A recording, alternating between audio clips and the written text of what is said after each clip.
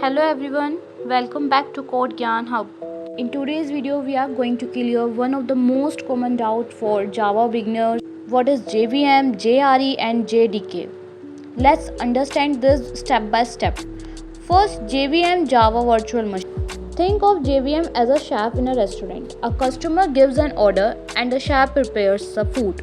Similarly, when you run a Java program, the JVM execute it, but the chef alone cannot cook without the proper tools, right? That's where JRE Java Runtime Environment comes in. The JRE is like the kitchen that provides the chef with all the tools: gas stove, knife, utensils, everything needed to prepare food. In Java terms, JRE includes JVM, libraries, plus other files required to run a Java program. So in short, JVM execute Java code, JRE JVM plus libraries needed to run program, JDK JRE plus development tools needed to write and run programs. That's it for today's video. If you found this explanation easy, don't forget to like, share and subscribe to CodeGyaan Hub for more beginner friendly coding tutorials.